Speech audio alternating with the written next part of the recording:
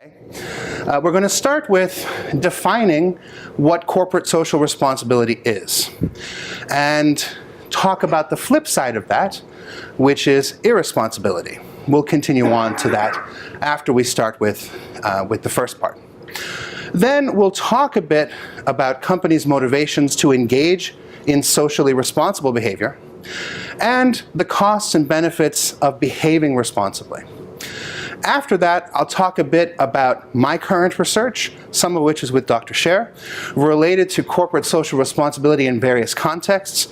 One in the context of politics, where politician owners have some potential impact on corporate social responsibility and its behavior.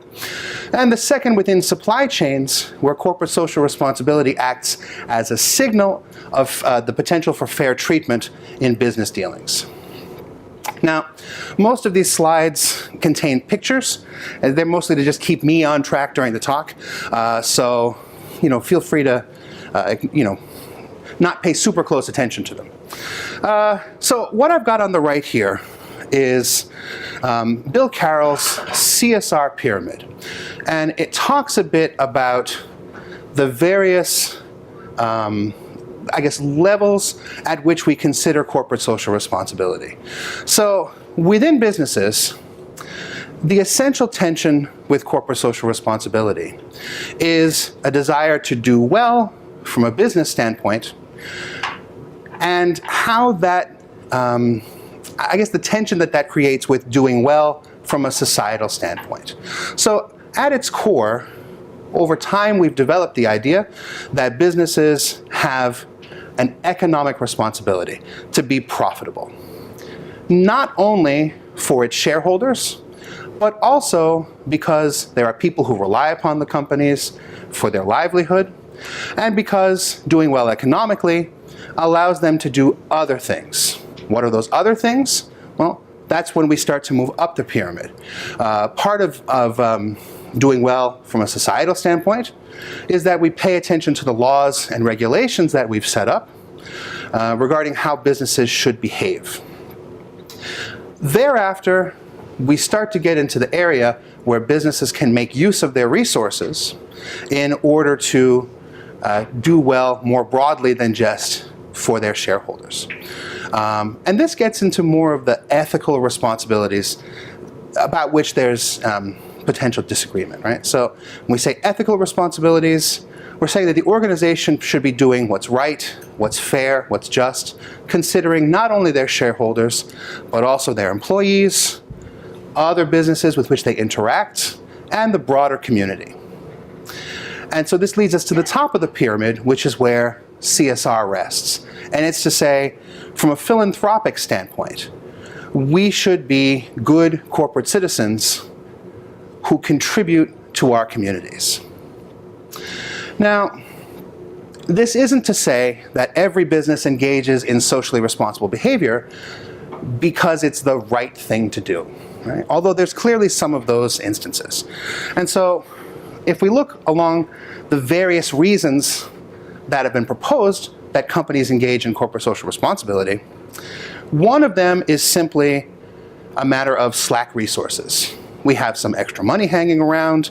We don't necessarily have a good business investment purpose for using it, and so we do something good with it out of the kindness of our hearts, from a philanthropic standpoint or from an altruistic motivation.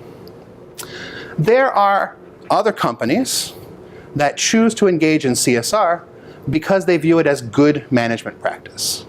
And there are lots of reasons why that might be a good thing to do.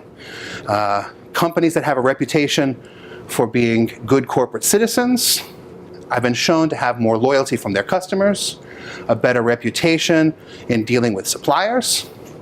Happier employees also work harder, they're more motivated. There are some companies where the sense of community and the internal corporate social responsibility is so strong that people actually choose to work there for less money. Not that that's necessarily the goal, but it's interesting that people will prioritize their own sense of well-being over a few extra dollars.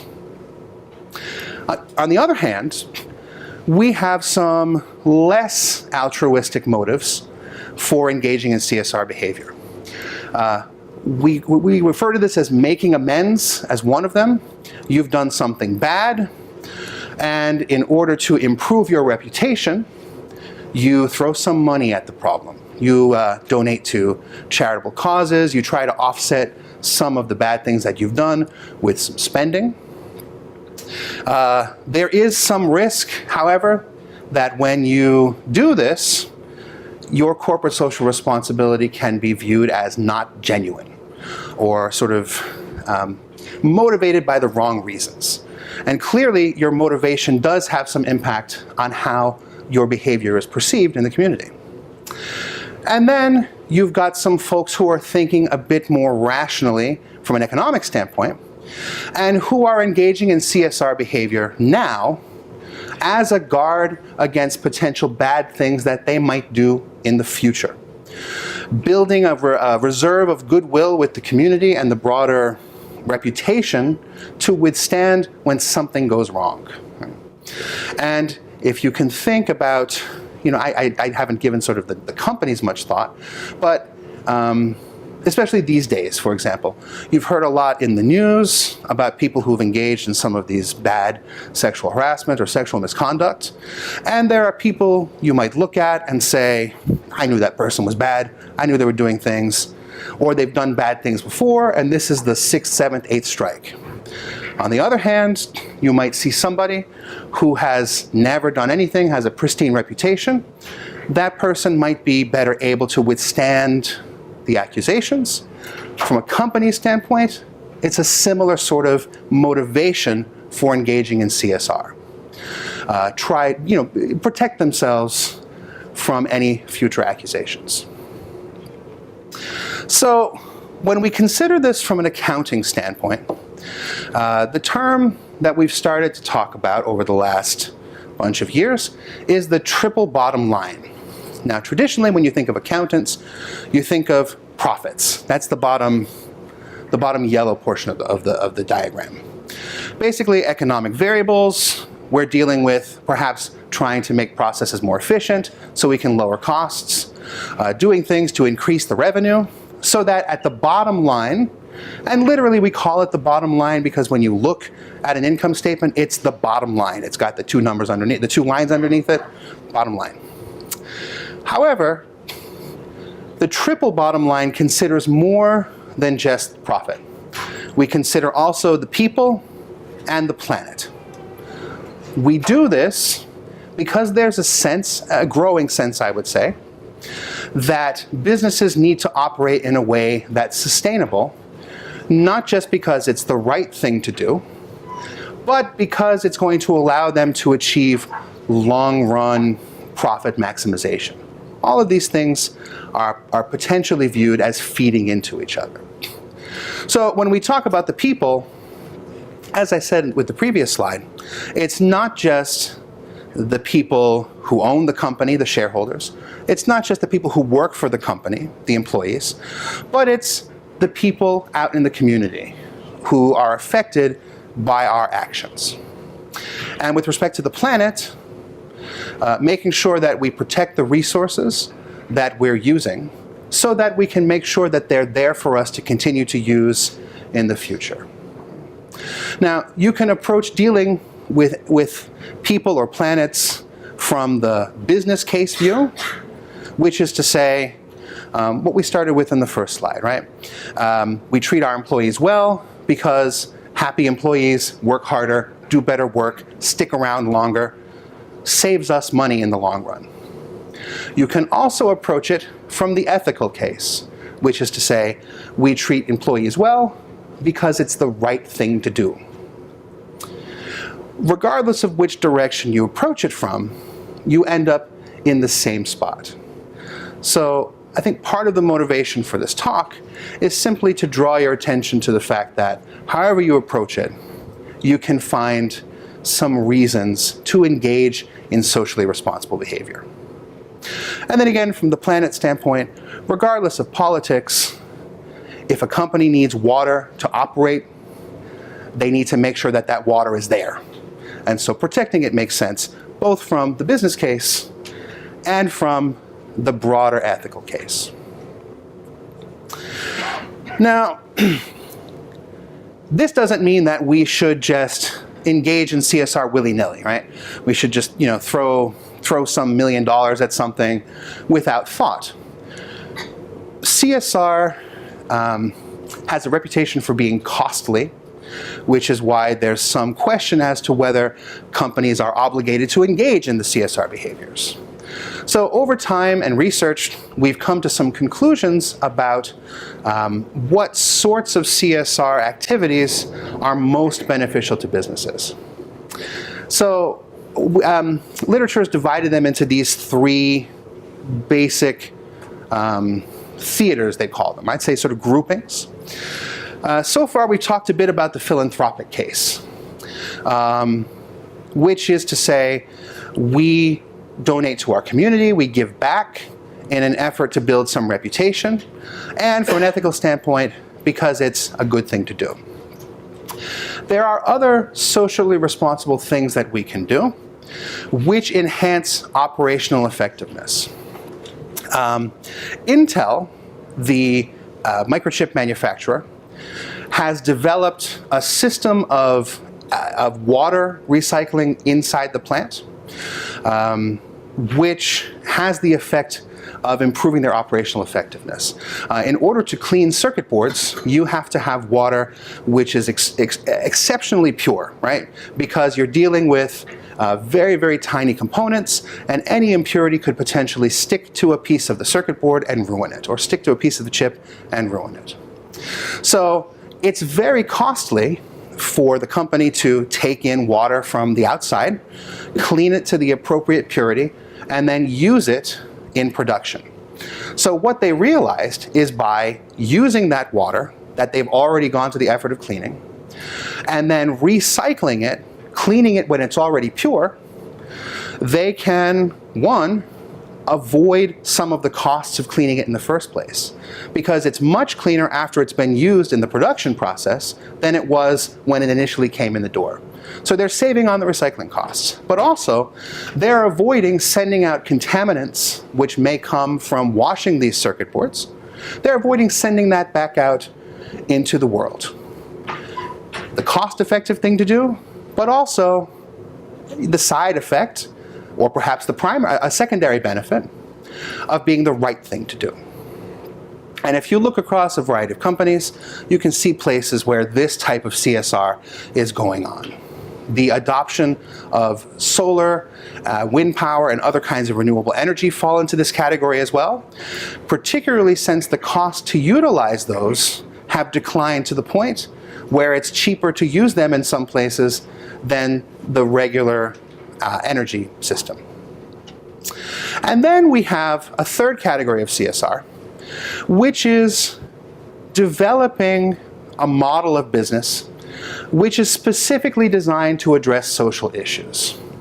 And so an example of this is Project Shakti in India. What this company has done, or this project does, is it addresses the difficulty in rural areas in India to access various kinds of products. And the way that they address it is by working with local women, providing them with small loans and with access to products in a centralized place, so that then these women can go back into their communities and sell the products door to door.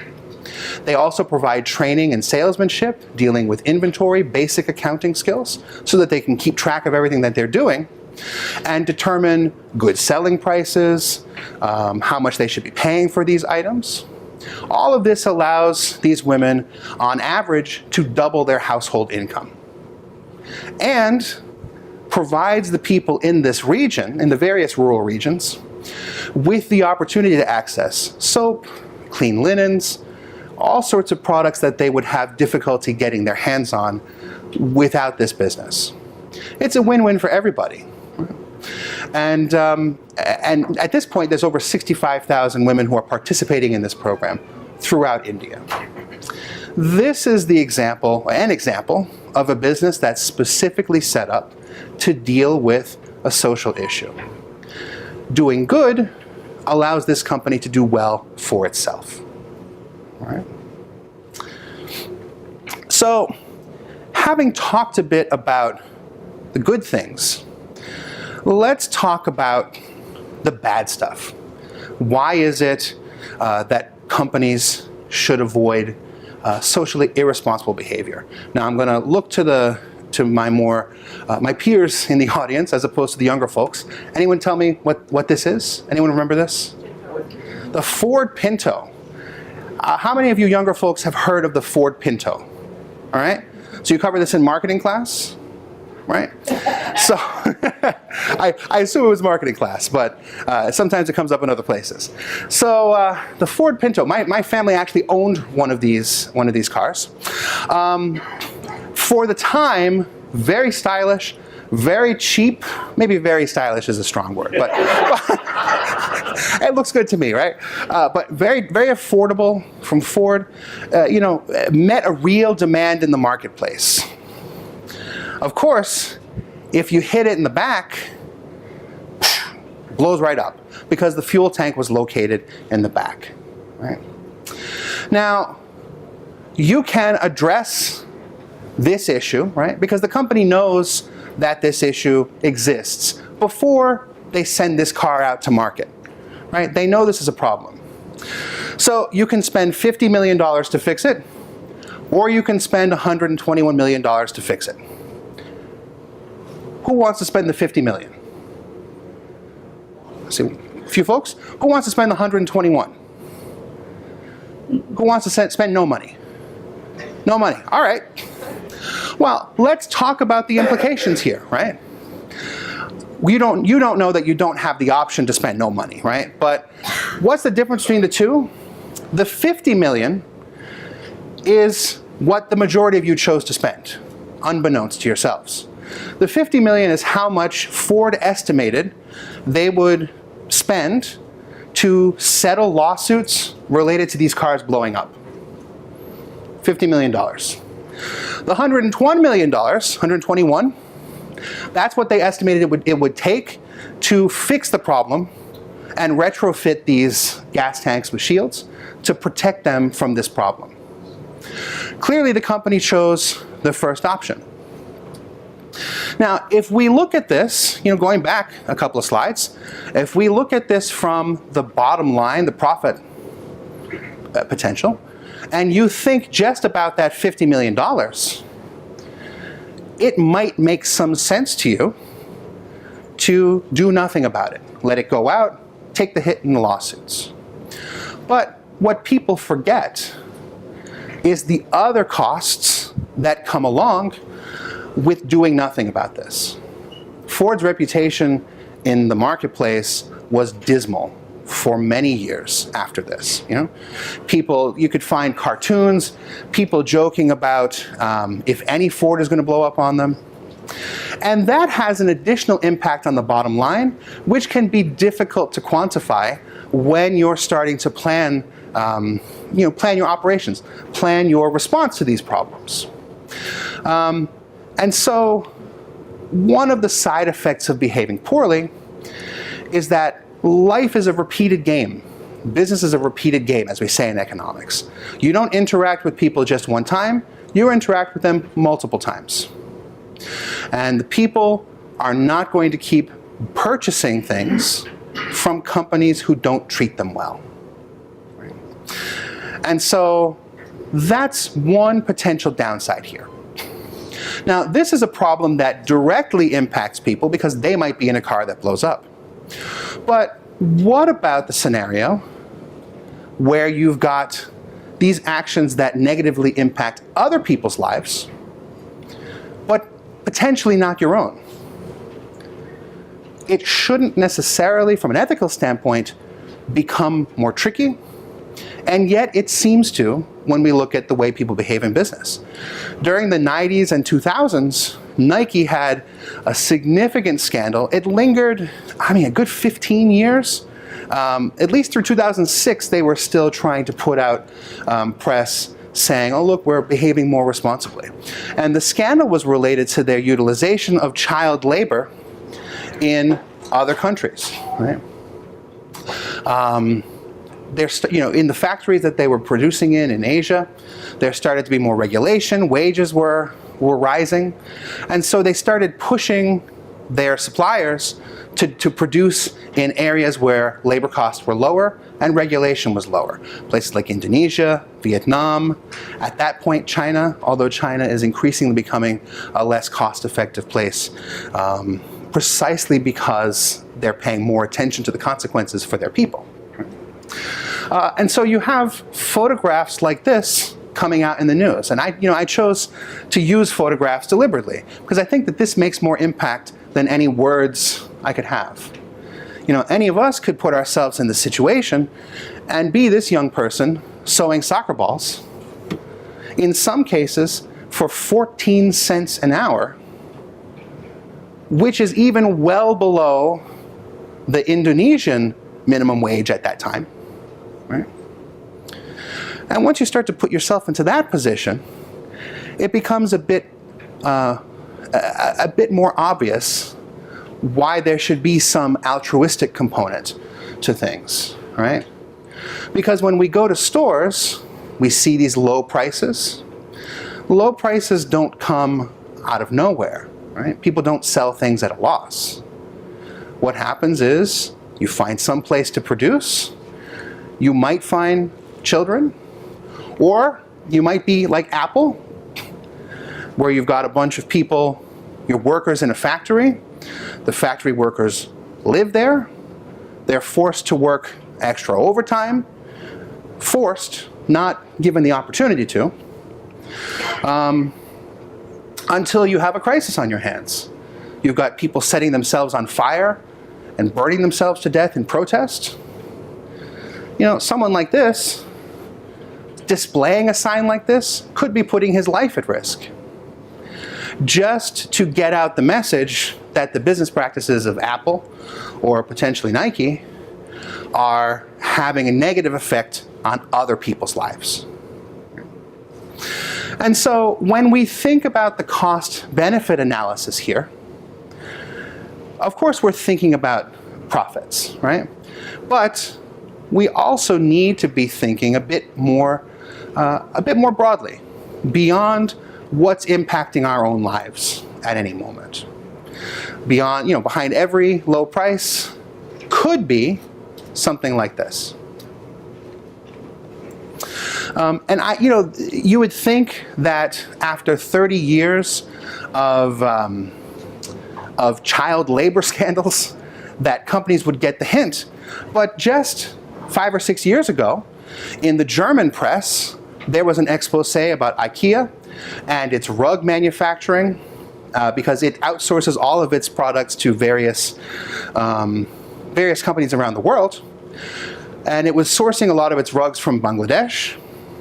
And there was a lot of child labor involved in producing these rugs. And so IKEA had a very difficult time. You can see on their website still, they talk there about, we don't accept child labor, and here are the things that we're doing to guard against child labor being used in our supply chain. But the fact of the matter is, the more, it's a consequence of having large companies. When you have a large company, you tend to have a relatively large supply chain. And so for companies like Nike, for companies like Apple, companies like IKEA, keeping control over that supply chain is very difficult. You'll notice when you look at these assurances about corporate social responsibility that companies don't claim to be perfect all the time. And that's because they can't. Right? IKEA has very little ability to control every single supplier that it uses. And that's because they hire a supplier for rugs, but then that supplier hires their own suppliers for rugs. And at any point in the supply chain, you can have some bad action slip in. And yet, when it comes time to pay the reputational price, who is it that's going to pay the price? It's IKEA, it's Apple, it's Nike, these large companies. Right? And so there are substantive bad outcomes for companies which come from engaging in socially irresponsible behavior. Right? Not just the loss of reputation, but the loss of future profits, the loss of current profits. And because business is a repeated game, these negative effects can persist for a long time. Now, let's move a bit away from the child labor scandals, and let's talk a bit about something you all might have heard about more recently, which is the Volkswagen emissions scandal, right? And from our standpoint, this is talking a bit about sort of the bottom line as well as the ethics of things. So, Volkswagen was involved recently in a scandal regarding their diesel vehicles, and what happened is the company installed what they termed as defeat devices in the emission systems of their diesel engines. What these devices did was that when the emissions were being tested, like you take your car to get tested for the sticker that you have in the left-hand corner of your window there, it could sense when the car was being tested as opposed to when the car was just running normally.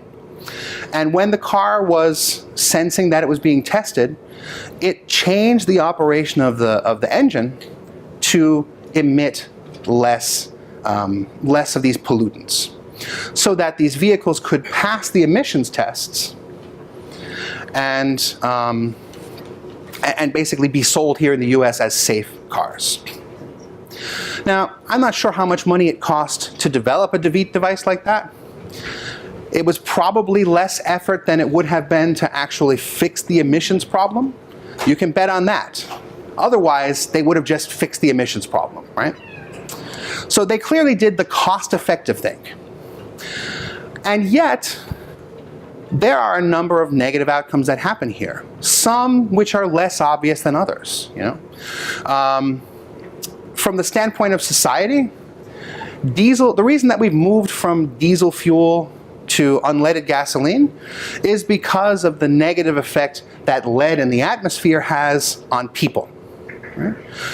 So this nitrous oxide that's released into the air from these diesel engines, it's linked to asthma attacks, respiratory and cardiovascular illnesses. I've seen cancer. I'm not sure if that's exactly right, but I've seen that mentioned. But you also have to think about the bottom line impact. This sort of behavior is going to get caught at some point. And Volkswagen is potentially on the hook for $36,000 for every vehicle that it sold in the United States with this issue. If you do the math, you're talking billions of dollars. Years worth of profit evaporated over something like this, right? And so, from the company's standpoint, choosing to engage in these bad actions has both financial and reputational consequences. And now, not only is the US investigating them, but the European Union is, China, Japan, Australia, Mexico. All of these places that have smog issues or significant environmental regulations, all these countries are looking into it. Could be billions of dollars more in costs that come along with engaging in this behavior. All right. So up to $18 billion. And the shareholders are the ones left holding the bag because the stock price declined by 30% in the wake of this scandal. Not just because of the payouts, but if you look at the annual report, because there's expected that this incident will have a depressing effect on their future sales across the world. So, what is it that can push companies aside from the bottom line, right? What is it that helps to push companies toward doing the ethical thing, the right thing, the socially responsible thing? Well, increasingly, we see efforts by social and business activists to try and push companies toward engaging in socially responsible behaviors. And these actions take, or these activists take a number of forms, right? These days, social media is an increasingly powerful weapon in the tool of the activists. When you see companies or individuals behaving badly, it's not like in the 40s and 50s or 60s, maybe even the 70s, although I think you started to see more sort of media penetration in the 70s. But it's not like the old days, where some of this information could be covered up or hidden. Nobody would know if a company engaged in some bad behavior until much, much later. Nowadays, someone does something wrong.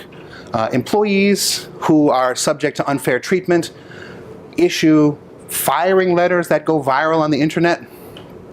And you see boycotts, calls for boycotts on Twitter and Facebook, all sorts of attention that's being drawn to companies. So that's one tool in the activist tool belt. You also see public protesting activity, and this is one, I believe this picture is from the late 90s, if I remember it from the article I took it from. But you do see the standard sort of out and about protesting, right? So that still happens. You can also see, particularly in colleges these days, we see what's called divestment actions. And the most recent one, so on our campus over at Cornell, there are a group of students who are pushing the college to get rid of any stocks related to fossil fuels that they hold in the university endowment or any of its investment plans, right? And again, we're talking about the bottom line versus the ethics here. From our perspective as consumers, these sorts of actions have costs and benefits for us, right? If we want to support a boycott action, you know, we talked about sort of cheap products or low-cost products. Let's say you decided you didn't want to buy those sorts of things. What's the cost of that? You still need the product. You buy something more expensive. That's a costly decision, especially if you choose to do that across a variety of the products that you consume. From the perspective of the university endowment, you know, energy stocks have traditionally performed well. What are their prospects for the future? I don't know. But choosing to give up that positive return today is a costly decision, depending upon what the alternative investments are that you could consider. And so what we want to think about here is that it's not just the socially responsible thing from the perspective of companies. It's also what the socially responsible thing is from our perspective. A large part of the reputational benefit and the customer loyalty benefit that companies get from engaging in socially responsible behaviors comes from the feeling among consumers that that company's values align with their own, right? So there are people who support local businesses because they think local businesses are good and they think big businesses might be anti-competitive. And if that's how you feel, that's the behavior that you engage in and you accept the costs. Right? So as you think about corporate social responsibility, I invite you to think just a bit more broadly about it, because it's not just companies that have to choose what's socially responsible. It's our job as consumers to push them toward behaving in that manner, behaving in a socially responsible manner. Now, I'd like to talk with you a little bit about some of my own research in the area. Although at this point, can I answer any questions? Yes, please.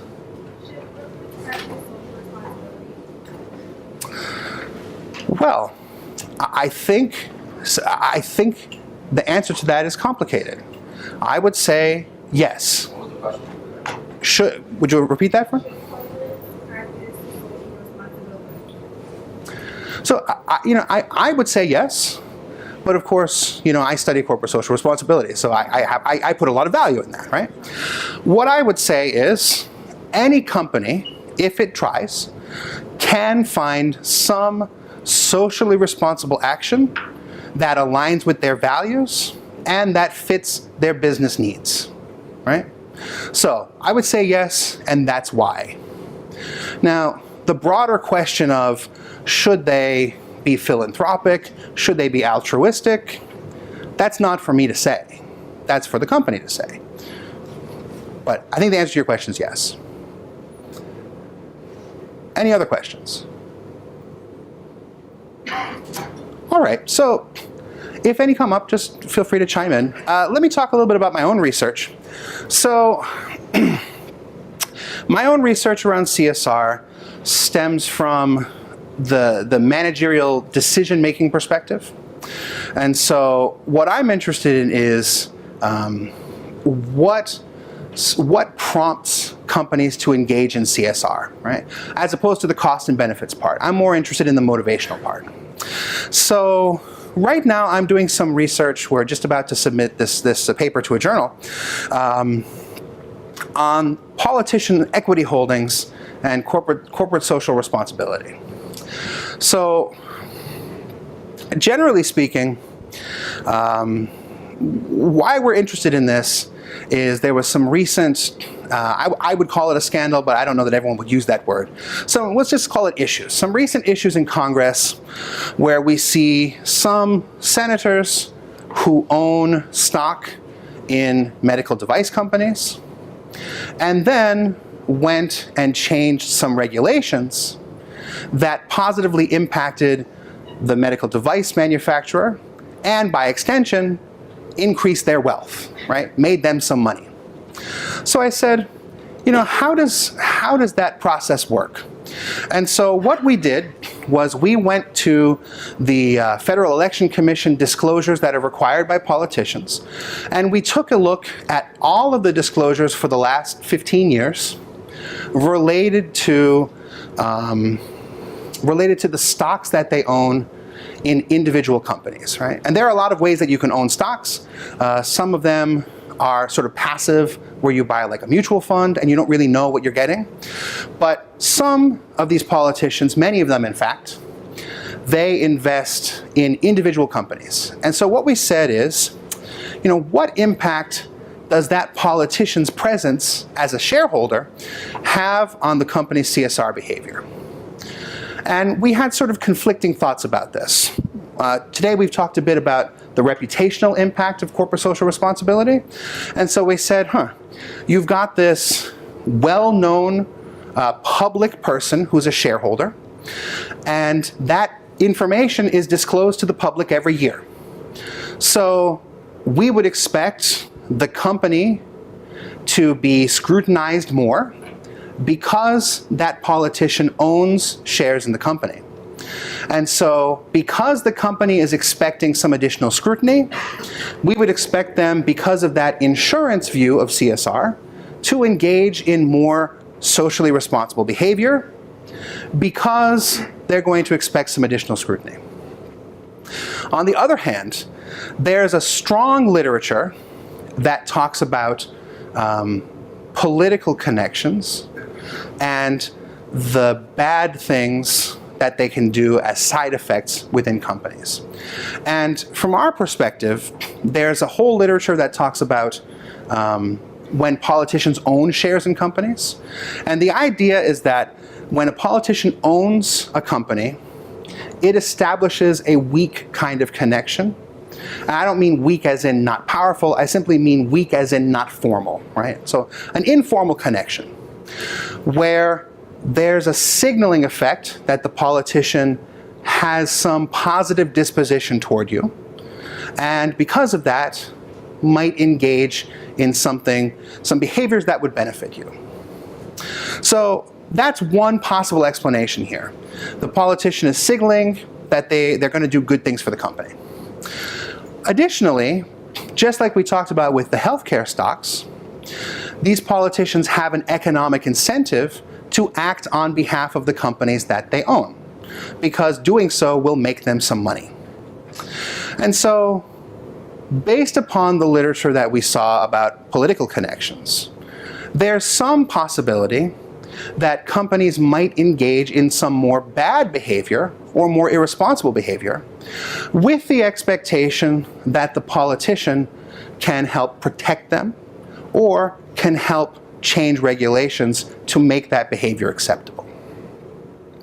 And so that's the crux of our story here, right?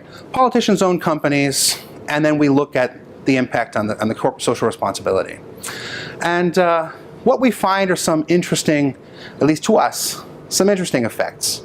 So we see pretty robust evidence that when politicians own companies, it causes their corporate social responsible behavior to increase, meaning that they do more for their communities, they do more for environmental protection. And the way we check this in a number of ways. Basically, we look first at sort of just the sort of levels. So any company that has a politician shareholder in 1 year, the next year we see more in terms of CSR strengths, more positive performance. We also look at when a company goes from having no politician to having a politician shareholder, and we see that that switch is what causes the change. And then when they leave, we see the opposite effect. All right. Now, along with this, we ran some additional tests to see circumstances where having a politician shareholder may lead you to engage in more irresponsible behavior. And what we find is that the more influential the politician is that owns the shares, the more likely we are to see increased bad behavior along with the increased good behavior. Right? So when you've got shareholders that are part of the party that's in power right now in Congress, you see more of this bad behavior. When you see politicians who are specifically on committees in Congress where they can have some regulatory impact, right? So with that healthcare example I gave you, let's say you have a healthcare company and a shareholder who's on the Health and Human Services Committee. That politician's in a better position to do good things for the company. And in circumstances like that, we also see more irresponsible behavior on the part of the company. And so what we see is what we view as a complex story, which is that politicians as shareholders facilitate both stronger CSR performance, but also create opportunities under certain conditions for companies to shirk on their responsible behavior. So that's one thing I'm working on now. Additionally, with Dr. Scher, oh yes, please. So I have a question. Please. So every company and corporation, if they want to be successful, needs to participate in risky behavior. That's right. Which is not necessarily good behavior or bad behavior. Right. Is there a variable in your research that you kind of control for that? There is, yes. Okay. So we control for we control for industries because there's some differences in sort of risk taking across industries. Right. That's as a start.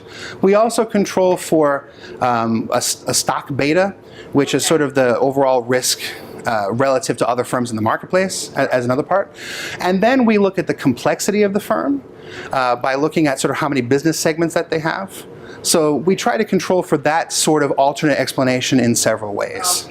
Okay. And on the CSR side, we specify that variable with specific actions, right? So the CSR variable is split into various issue areas. So there's like environmental issues, community issues, employment issues, diversity issues. And so on the left-hand side, what we're looking at are not the sort of things that you would expect to see with risky behavior, except for the environmental issues, right? That's potentially something that you might try to game, do it, and hope you don't get caught. But it's things like, do you have a community projects division who deals with philanthropy? Do you have a reputation for operational practices that are certified as sustainable? And so we try to control for it on both sides of the equation, so to speak. I appreciate the question. Thank you. Thank you very much. So again, with Dr. Scher and I, we're working on a project within supply chains. You know, as I said, business is a repeated game. And so within supply chains, you have ongoing relationships between companies. And so, I had to turn the page here.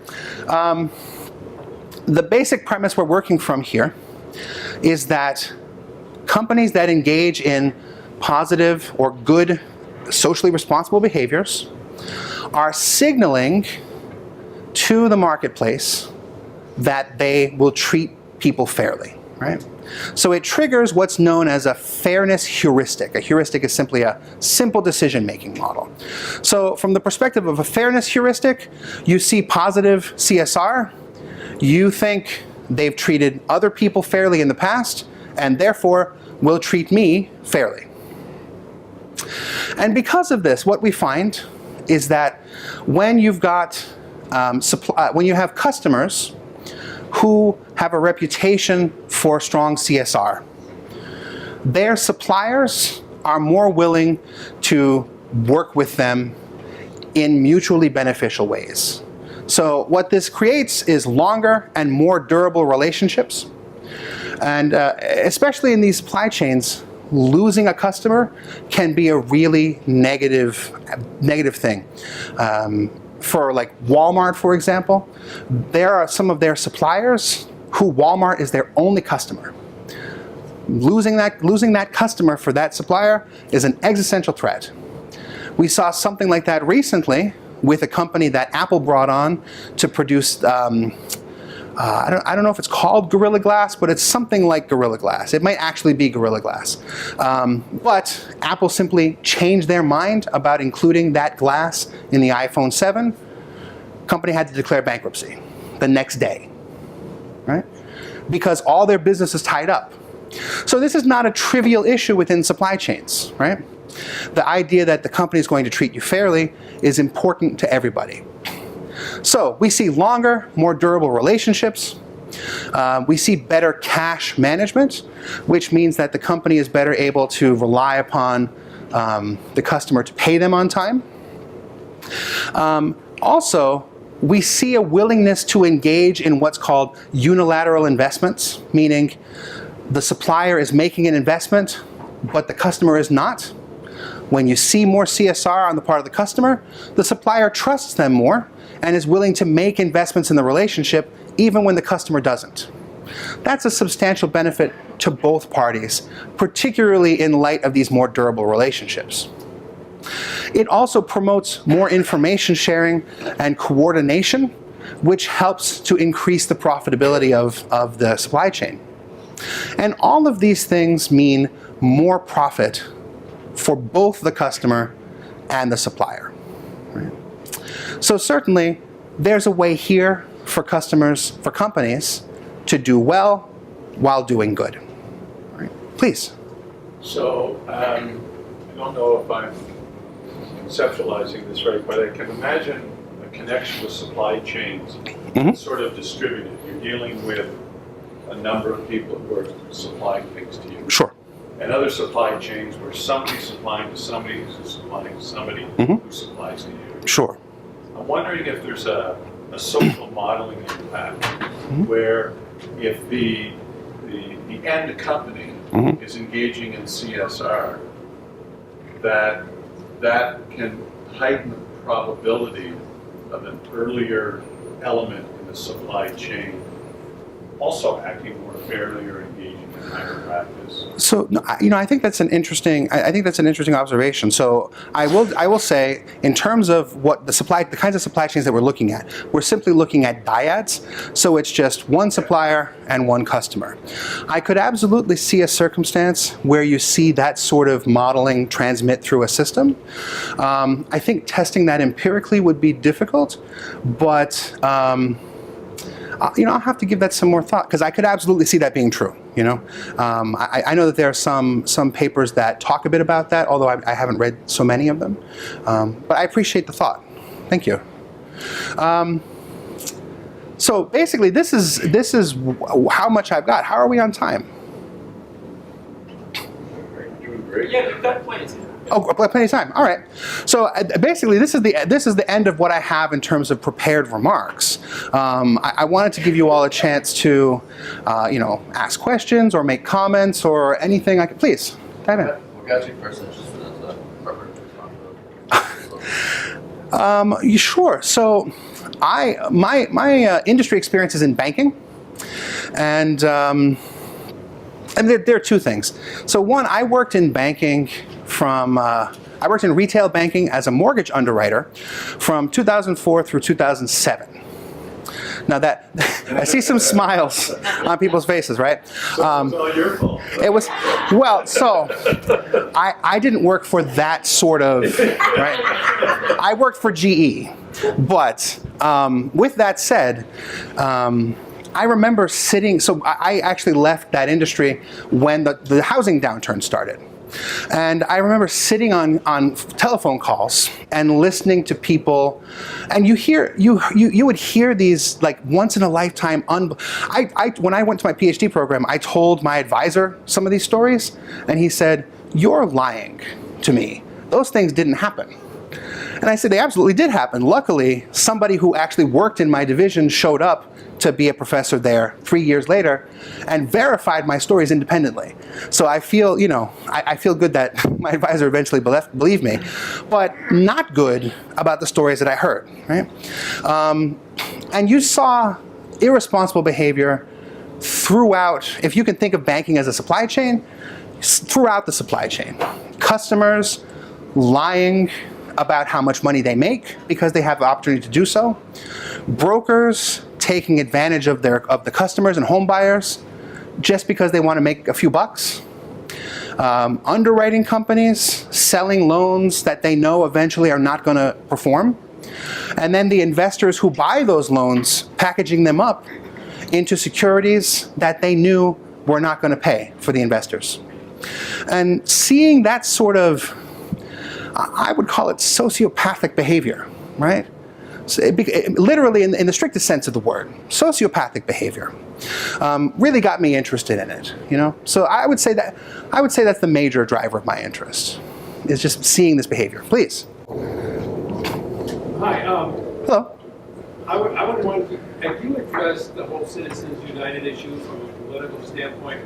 You address it from a political standpoint of shareholder ownership of politicians, but there's what I call lobbying ownership of politicians. Sure. Have you looked at that at all? So we didn't, but some other people have. And what they've found is that politician shareholdings act as a substitute for lobbying expenditures. When the companies have this, and again, I hesitate to call it a relationship, but this sort of connection, right? The shareholder is the politician. They've got some vested interest in the company. So there's some kind of relationship there. When they've got that relationship established, the company is less likely to spend on lobbying for their interests. They're less likely to spend money on donations to campaigns. So yeah, it acts as a, in political science terms, we would say that the politician shareholder helps to overcome the commitment problem. And when we talk about the commitment problem, it's that politician wants money, company provides money, politician does something on their behalf. But there's no, if we're talking about repeated games again, there's nothing that tells us that the company has to provide more money after they get something good, right? With the equity holding, now the wealth of the shareholder is aligned with the wealth of the company. And so that's why that's how the explanation goes in terms of why we see that reduced lobbying activity. Yes, please. So when we look at philanthropy in this framework as more discretionary, there's a line of thinking that it's really not appropriate for the corporation to decide at a discretionary level to support philanthropy. It's the shareholders' earnings, give it back to the shareholders, let them be the philanthropists. There is that view, yes. So what are your thoughts, or what have you seen in the research regarding an argument for or against that? So and that's specifically why I brought up, when I answered that young lady's question there, why I tried to sort of step around that, because that's the kind of conflict that's philosophical in nature, and you've got some ethical models which would agree with that, and then there are some which suggest that we should have a broader view of stakeholders, right? So a multiple stakeholder view or something like that. In terms of the literature, there is one stream of literature that I'll comment on, because I'm not going to be able to give you a satisfactory answer, right? But there is one stream of literature which talks about the inability to distinguish between the two, the altruistic and the expedient. And it's that literature that's related to the whole insurance view of CSR, which is to say, even discretionary expenditure in CSR, which is philanthropic, can have tangential benefits in terms of positive reputation, positive brand image, and things like that. But you see a lot more of that literature, frankly, in political science, in philosophy, and personally, I think even the discretionary is good. But it's hard to overcome that argument from a strictly economic standpoint, right? Let people, if you're going to invest money willy-nilly, better to let the people whose money it is invest it. And I have a hard time arguing with that. With that said, you can probably, with some effort, find something that's value enhancing that you could do with it from a socially responsible standpoint. You kind of alluded to building social or political capital. Some of that, as yeah. a sort of investment outcome. Right. Right. Yeah. Although that's not necessarily ethically superior, right? So It's more transactional. it is, right, and that's why I hesitate to put that forward as like, oh, here's what you should do. I don't want to really suggest that. It's clear that companies do it, though, right? It's clear that insurance view is a substantial, not a majority, but a substantial portion of CSR activity is related to that insurance view. And it's hard to fault people. Sort of I guess the next step of that question is, so some corporations have been faulted in terms of their senior leadership. If I have a passion for the arts, and therefore my corporation donates generously, discretionarily to music or ballet or whatever the cause is, Sure. you might argue that it's an indirect form of compensation to the senior leadership, because at their discretion, they can then direct these funds that are technically the shareholders, not theirs, towards their favorite philanthropy. I think that's fair, but I think that's fair. That's not something that I can dispute. And I can even think of personal instances where I've seen that sort of behavior. Back in Rhode Island, there's a large company called Keuka. The CEO is an arts enthusiast, and he donates widely to all of the local organizations from the company and personally. So, I can see that being the case. And yet, for a company like that, who is more of a business-to-business company, accessing that arts market where there are a lot of wealthy people who own companies, even that sort of thing could be viewed as value enhancing. And that's a large part of why I try not to delve into that part of it, because we could sort of go back and forth with give the money back. Well, but even this sort of expenditure could be, beneficial to the firm. And it does come down to at some point the philosophy, which I totally respect. People have different philosophies about these things. Please. So it strikes me that CSR, corporate social responsibility, is really a euphemism for the aggregate choices of some significant portion of the people in that corporation. I would agree, yes. So whatever the corporation ends up doing is the result of decisions by more or less powerful people in that group. Yes, yes. So I'm just interested to know whether you have looked at, or the extent to which the ideology in terms of individual decisions, how that develops into a particular corporate stance. So, that, to me, that begins to give you some sense of how you can impact what the end result is if you know the process whereby those decisions are made? Sure. So I would call that the managerial control perspective. And that's sort of my broad area of research is control, and I consider CSR as part of that, you know.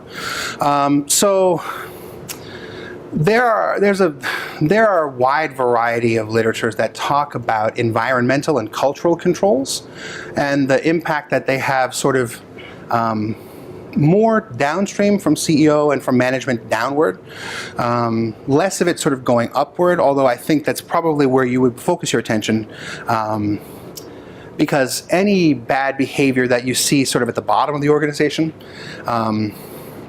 is essentially tolerated by those at the top, or perhaps even encouraged. So if we look at some examples of this, right? I would put the Volkswagen example as an example of this. It's not clear from what has transpired since that the executives in the company knew about this outside of the engineering group. If you look at, what's the name of that bank? Washington. Wells Fargo? Thank you, Wells Fargo.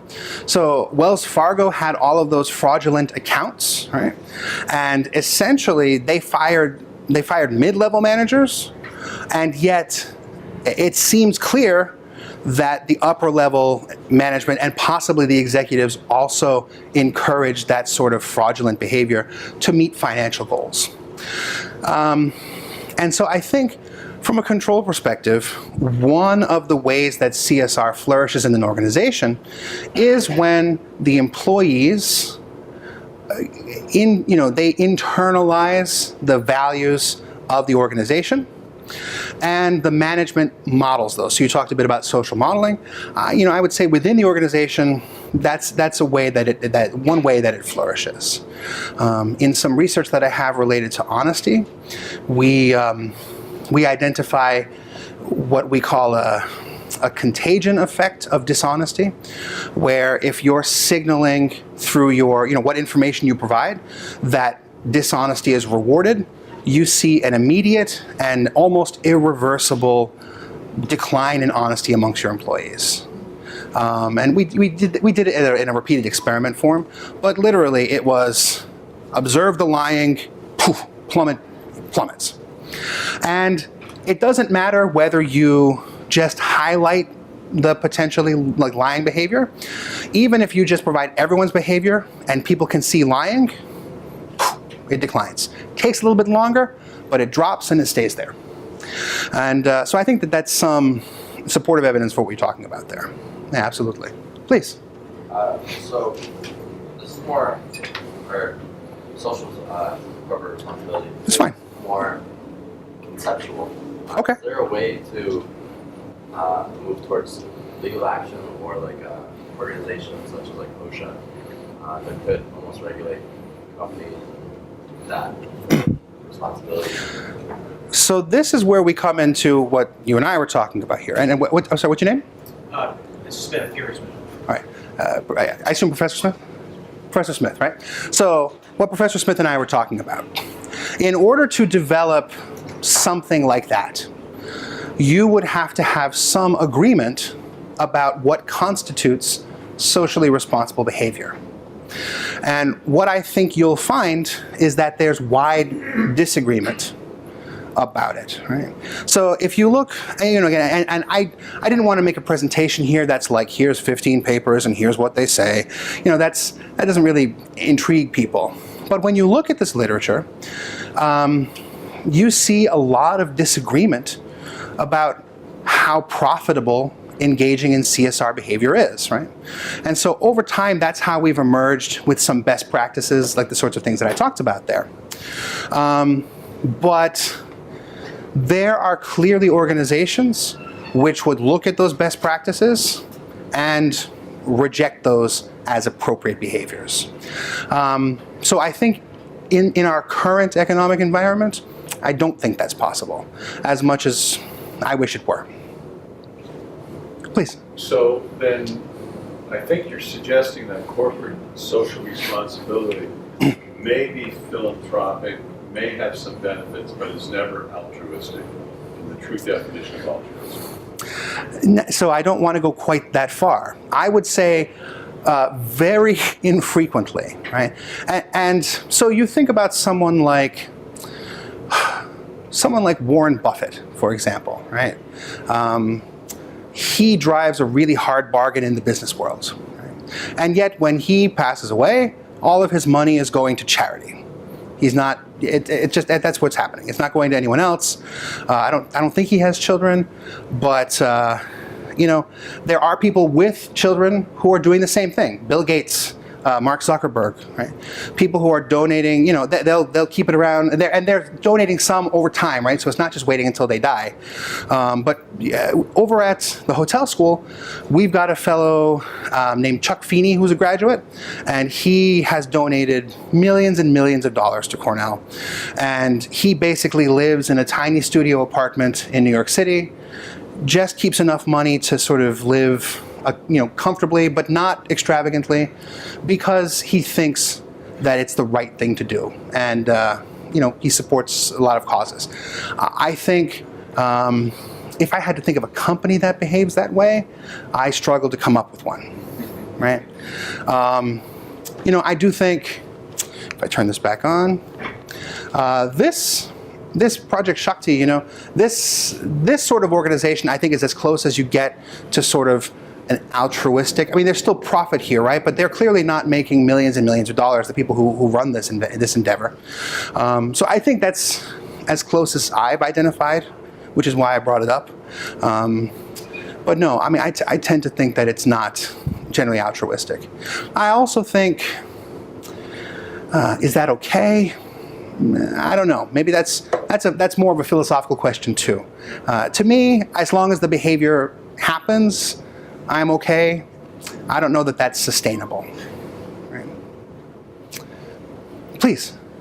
I'm thinking about the issue of net neutrality right now, which is part of, we've got corporations on one hand, and then we have politicians who are trying to regulate this, and this is right in the face of Americans who are dealing with this. That's right. So how does that idea of trying to politicize it, trying to legislate it, affect the corporations that are at the heart of this in terms of corporate social responsibility? So that's interesting, right? So we can look at the Comcast example, right? Clearly, Comcast is a company, they want to maximize their profit.